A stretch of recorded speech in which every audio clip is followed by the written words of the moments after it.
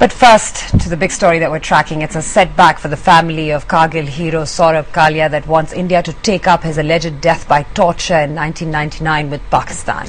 Well, diplomatic sources saying that while the government says it sympathizes with the family, the case to drag Pakistan to an international body perhaps would be unsuccessful, as India is not a member of the International Criminal Court, the ICC, and therefore doesn't recognize its jurisdiction there.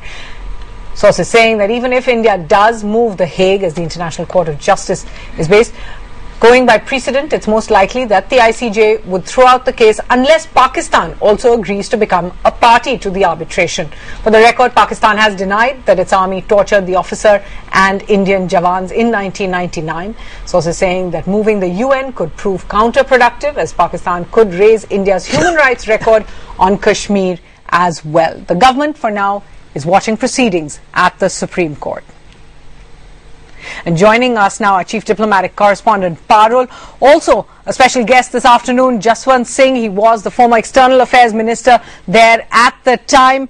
Parul, if I could just ask you very briefly, it seems as if for the moment the government is watching the proceedings in the Supreme Court, but no plans to take the Saurabh Kalia case forward to the international forum.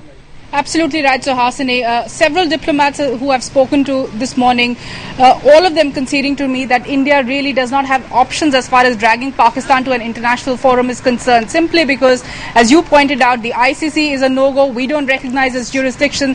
The International Court of Justice, which is where Captain Kalia's family would like to see India move, is also a no-go, simply because Pakistan has to give its consent before this case is taken up by the ICJ. Given Pakistan's own position over the last 12 years that its army did not torture the officer and the Jawans, that case is likely to be thrown out if India moves the ICJ.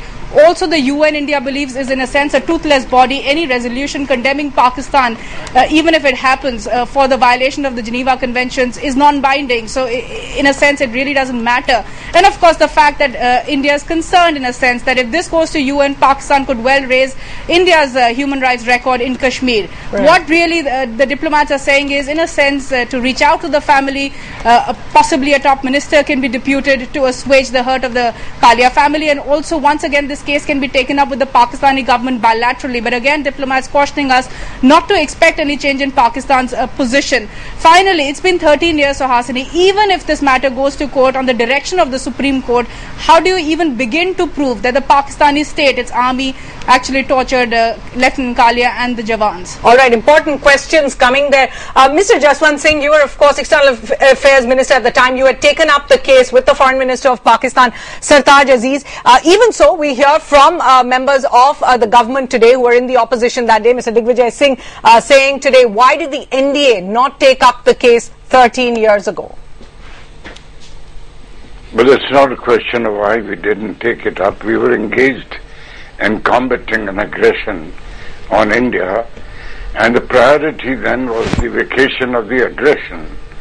Besides, the bodies, when they were recovered, had been mutilated so badly that it's a violation not simply of military etiquette, it's a violation of Geneva Conventions, it's a violation of every kind of behavior that militaries have amongst themselves, even in combat.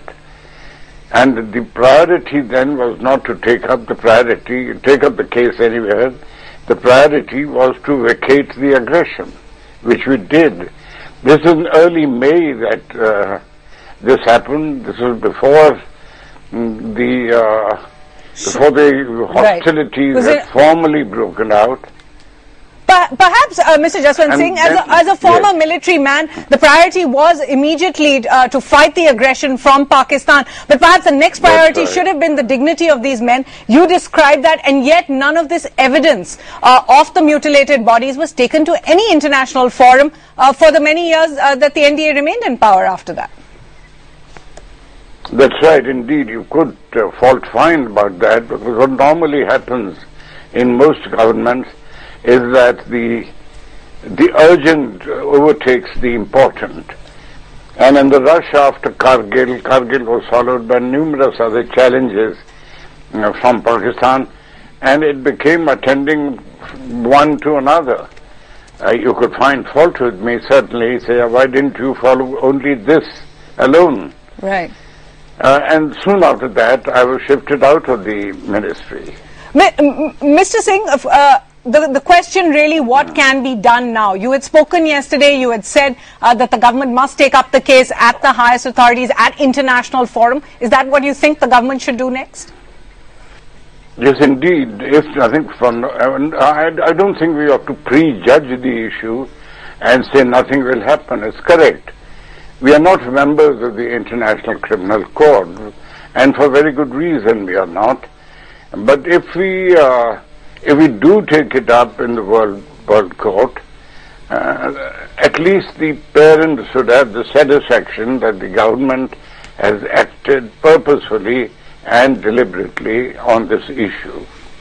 You're saying that the families must be assuaged. Mr. Singh, I have to ask politely, is the government, are others simply giving the family false hope? Is what you're saying that really nothing can be done to address this sort of, as you said, violation of the Geneva Convention and this sort of alleged torture of the worst kind at the highest level?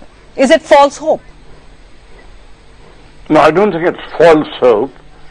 There is a time lag, which is self-evident, and with that time lag, it should not be a deterrent to attempting to take it up in the World Court. All right. Perhaps we could, in fact, play out our interview with Dr. N.K. Kalia, who's been taking up this case, who's gone to the Supreme Court again. Mr. Singh, if we could just listen in to what he is saying over there. This incident happened. They were promised by the then PM, External Affairs Minister, and the Defense Minister, even Army Chief, that this issue will be taken up with Pakistan, as well as it will be raised at the international fora. But unfortunately and sadly, nothing was done in this direction. So we felt that they can move to Supreme Court, the Apex Court, who has a very clean, upright image throughout the country. So we are hopeful that Supreme Court will do justice in this issue. Dr. Kalia, are you hopeful that the Pakistani soldiers who committed the crime of torturing your son and his fellow soldiers will be brought to book? In case